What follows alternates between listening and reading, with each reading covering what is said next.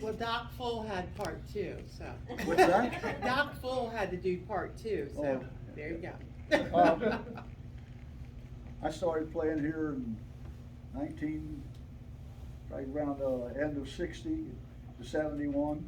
I played here for 10 years in the Maryland State League. Sam was on the team, Teddy was on the team, and we had just a great bunch of people, guys that played. It was absolutely, probably the best time of my life was playing ball here and coaching the Legion team. As far as baseball goes, it's absolutely, we had a very good guys. We played against very good competition. It was probably as good a competition as you would play in 2A ball, which I was hoping that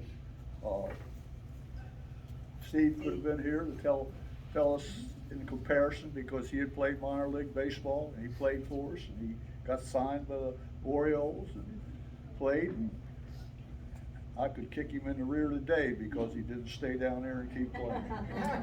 Because I feel he was a professional baseball player. He did everything that professionals do and some of it better.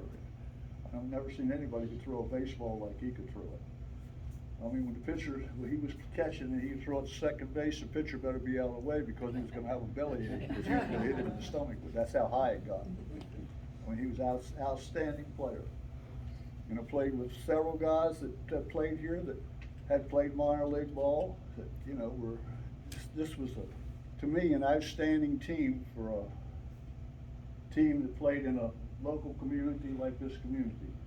And the community backed us as much as anybody could, as far as I was concerned. I mean, as far as at that time, it was Stan Lear was the manager when I played. And Bobby Franklin helped him, and these were absolutely great people. They did a lot for this community that people don't understand, because they don't understand how close it brought us all together. And I live in Howard County, down in Dayton, Maryland, which is a few miles away. And it was absolutely a great thing to come here and play with these guys that were such good players. And to me, what they did for this community, because there was very few times we ever lost the league. I think in the years that I played, it was absolutely, outstanding group of baseball players. And I could go through and name a bunch of them, but that would just take more time, so we don't want to do a whole lot of time. I'm not a public speaker. After playing here, I was asked, when I told them I was going to quit playing, if I would coach the Legion team, and I'll coach the Legion team. And I started that in 1981, and I coached that for 29 years. And we were, this was about the youth, the young kids of this area. We could only draw from certain areas, and it was. They have rules and regulations that other programs don't have. So, but we played. Started out, we weren't very good. We had to work hard, and I had a group of kids that over the years worked hard, and we got better and better and better. And by the time, I think in 2009, we went to the World Series. And there's never been a team in the Western Maryland District that's ever gone to the World Series except for Mount Airy. Wow. And again, I had a group of kids that were absolutely outstanding young men. Some of them today are, over the years, some of them are doctors, one of them is a judge, a whole bunch of them are lawyers. They have been, we had a program that the kids, we worked to have the kids go and play at the college level. I mean, that was, to me, was my goal, to have every kid on the team go and be able to play college baseball. And we probably had well over 100 over those years that went and played college baseball and were successful at it. They just didn't go sit on the bench, they went and played. That, to me, is the most important thing, is, are they prepared to play at that level? And that's what our goal was, is, George, my son, coached South Carroll, and we got a lot of their kids because he funneled them our way instead of letting them go play travel ball and other ball that wasn't constructive. Those people just do what they wanna do. They really don't teach them a whole lot. Parents that waste their money sending kids to those things it's absolutely ridiculous. You're wasting your money. You could pay for your child's education if you would let them go to play for a structured team rather than a non-structured team. I mean, it's just a lot of coaches in the area that if I call them and tell them that, you know, this kid can play at your level, they will have them come and play. They don't. And I've set up a lot of coaches that have the kid go there and play for him to evaluate him. And that to me is what your job as a coach is. It's not to go there and say I won 55 games or I won 100 games. It's how many of your kids are successful at the next level. You know, winning is not everything at this level. When you're getting paid money for it, now that is what your aim is. It's all about money when you get to the big leagues. What did the guy sign for the other day? $350 million? $350 million? Shoo!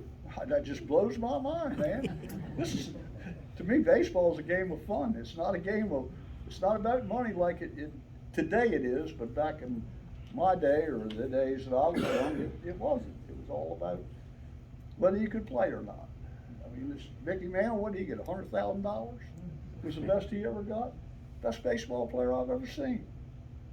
But, you know, that's just the way it is. But like I say, if it wouldn't have been for this community and the people in this community, this would not have happened. I wouldn't have been able to do what I did.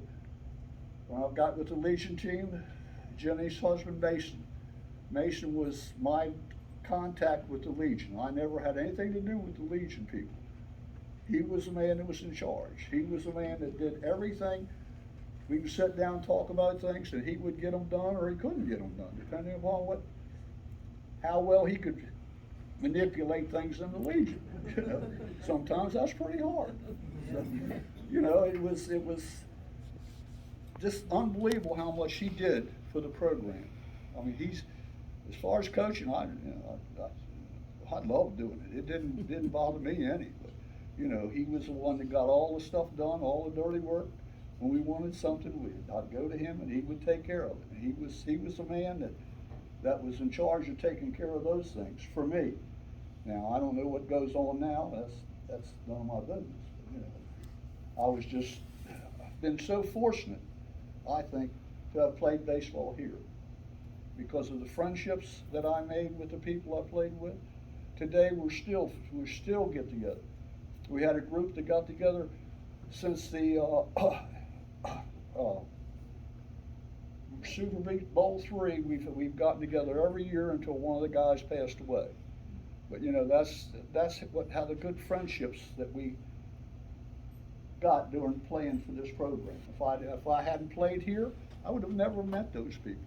I'd have never got a chance to have the relationship or the fun that we have had with them. I mean, that to me is part of life, is having a good time and being able to relate with other people. You know, it's not about you all the time. It's about all of you. And baseball is about all of you. Because if all of you can't do your job, you're not going to be very successful. You know, everybody's got to do their job. And with the Legion, Mason did his job. I tried to do my job.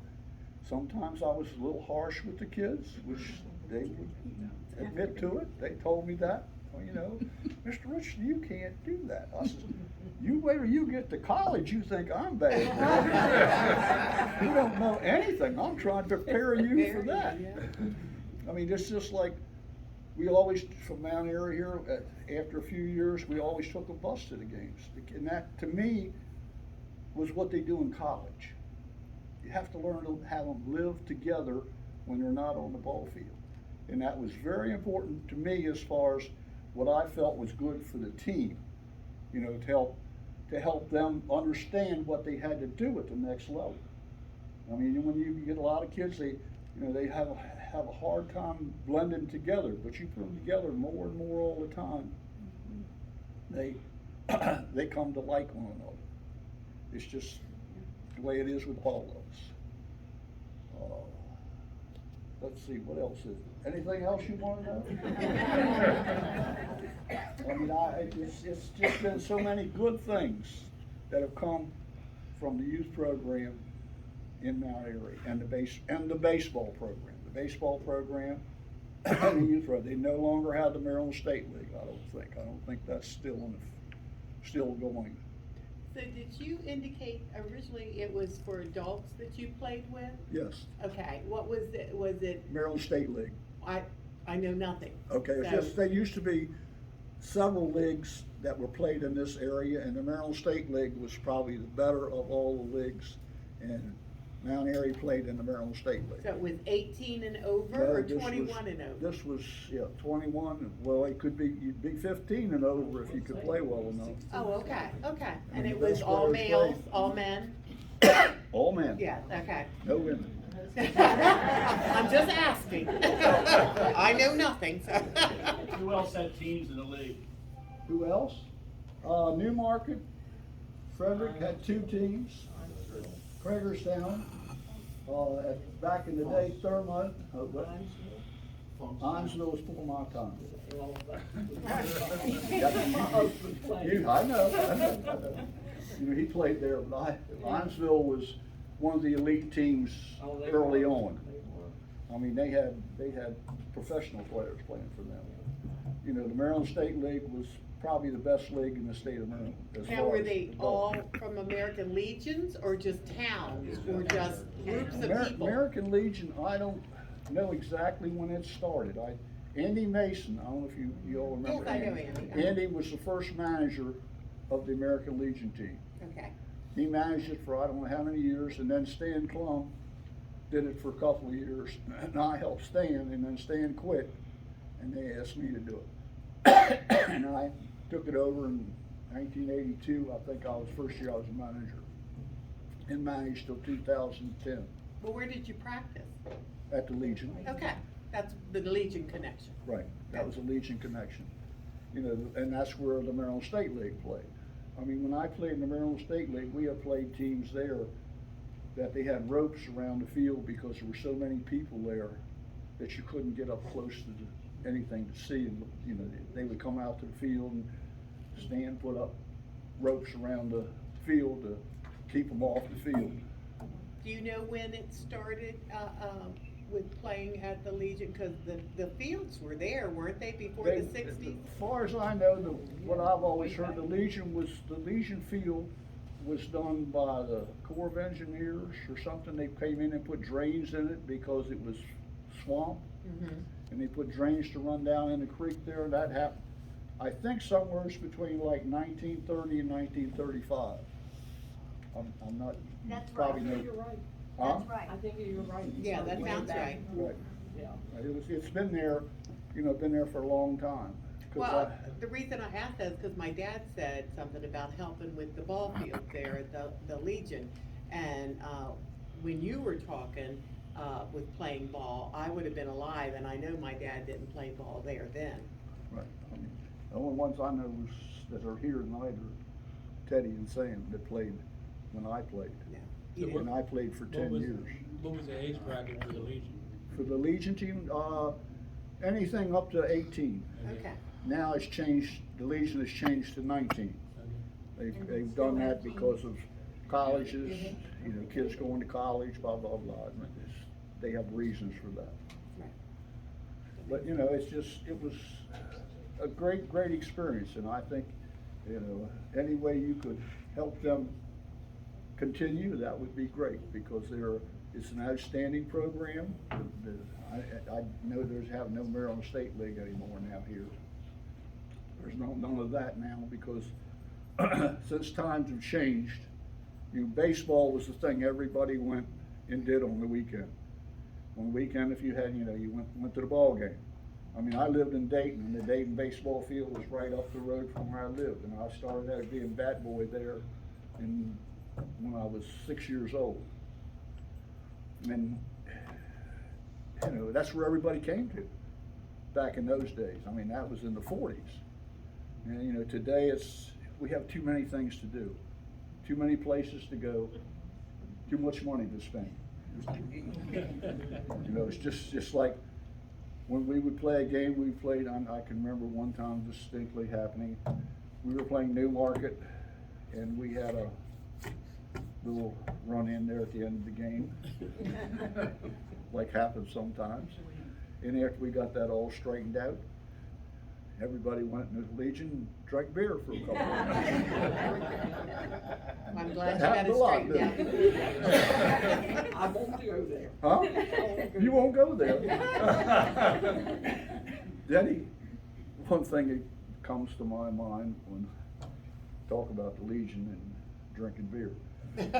We were playing somebody, and you know, they had gone, everybody's gone, and we all from the team went in at the Legion to drink a couple beers, and you know, about 3 hours later we were still there, and you know, it's just going on, and then all of a sudden Denny Ahalt gets up and gets ready. He's got, I gotta go, and George's son comes in and says, Dad, or tells Denny, somebody's stealing your car. It was his wife coming to get his car, so he couldn't drive home. And, you know, he only lived up over the hill. She didn't want him driving home. But that was, you know, just things like that have happened that just, you know, a lot of things I can't remember, but that's one of the things I can remember. You know, it's just was a great experience playing ball here. It was absolutely, like I said, the best part of my life playing baseball was right here, and I enjoyed it immensely. I knew your husband was I was very fond of him. He was a good man. He started playing in that league when he was 16. Did he? Yeah. Well, His last year in high school. He wasn't playing. He had quit playing when I Yeah, started he had playing. bad back. He couldn't play. But you know, I remember him Yeah. and Sharon Franklin's husband, Bobby. Yep. I Good mean, guy. first thing I heard about him, that he caught a game and didn't have a chest protector on. I don't know whether that's true or not. Is that true? That must have been before my time. It was, because it had to be when he was young. He lost all his front teeth. Oh, my goodness. Like I say, you know, those people, Stan Lear was, he was something. I'm telling you, he would hit you ground balls that, oh my Lord. You know, if you didn't get in front of them, they'd kill you. You know, you had to get in front of them, try to knock them off, but he sure would rip you ground balls, and then he'd laugh with no teeth and look at you. Laugh like this. Damn, that man just tearing me up. But he was a good man. I mean, you know what I mean? It's just, we had so much fun. I mean, you know, as a group of men, or I was just a boy actually, I guess in my 20s. But you know, it was just absolutely great. I wouldn't trade that for anything that I've done in my life. Played here and coached the Legion team. I mean, that was a great experience, working with young men and having them, see them become quality players and become quality individuals by their jobs that they have been able to attain. I mean, it's just been, it was just unbelievable to me how much I enjoyed playing here. You know, so as far as the other stuff goes, we won't go into that.